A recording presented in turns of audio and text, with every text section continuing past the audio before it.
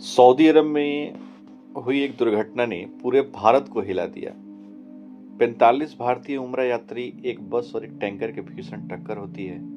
और अब सबसे बड़ा सवाल ये है, इन सभी के 100 भारत क्यों नहीं लाए जा रहे हैं? क्योंकि कहा जा रहा है कि कफन सऊदी में ही होगा, दफन जो है वो सऊदी में ही होगा।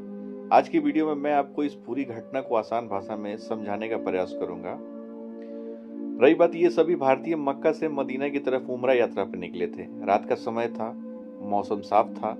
रास्ते में उनकी बस की एक तेल वाले टैंकर से जोरदार टक्कर हो गई। टक्कर इतनी भयानक थी कि बस तुरंत आग का गोला बन गई। 45 लोग की तो इंस्टेंट वहीं पे मौत हो गई, जबकि कुछ गंभीर रूप से घायल भी हो गए। रही बात कि भारत में 100 नहीं भेज रहा है सऊदी अरब, इसके पीछे का कारण आप समझिए। उम्रा यात्रियों के लिए कुछ धार्मिक नियम है, यानी कि उम्रा या हज पे यात्रियों के लिए सऊदी में एक पुरानी प्रथा है कि यदि कोई शख्स पवित्र यात्रा के दौरान दुनिया छोड़ दे तो उसे सऊदी की पवित्र मिट्टी में ही दफनाया जाएगा। कई देशों में ये प्रचलन माना जाता है और इसी आधार पर सऊदी प्रशासन ने दफन की अनुमति दी है। कानून में और प्रशासन में कुछ बाधाएं हैं। 100 को भारत भेजने के लिए पुलिस इन्वेस्टिगेशन, शरिया कोर्ट की अनुमति, मेडिकल रिपोर्ट, परिवार की लिखित सहमति, ये सब 45 लोगों के लिए जल्दी करना लगभग असंभव के बराबर है। तीसरा ये है कि 4500 का रिपीटेशन प्रैक्टिकली मुश्किल है।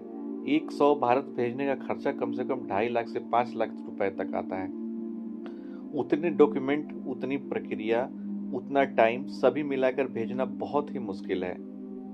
तो फिर आती है बात कि जब वो गए थे तो उनको मुआवजा क्यों नहीं मिल रहा है। रही बात सऊदी में कंपनसेशन की, शरिया कोर्ट तय करता है किसकी गलती थी, बस ड्राइवर की, टैंकर ड्राइवर की, कंपनी की या कोई और था। ये साबित होने में कई महीने से लेकर साल तक भी लग जाते हैं। अगर दोषी के पास पैसे ना हो तो परिवार को मुआवजा भी ना मिले। इसी वजह से कंपनसेशन के लिए अनसर्टेन माना जाता है इसको। सवाल ये भी आता है कि भारत सरकार क्या कर रही है। तो रही बात, भारत सरकार लगातार सऊदी अधिकारियों के संपर्क में है। तेलंगाना सरकार ने हर पीड़ित परिवार को 5 लाख देने का ऐलान किया है।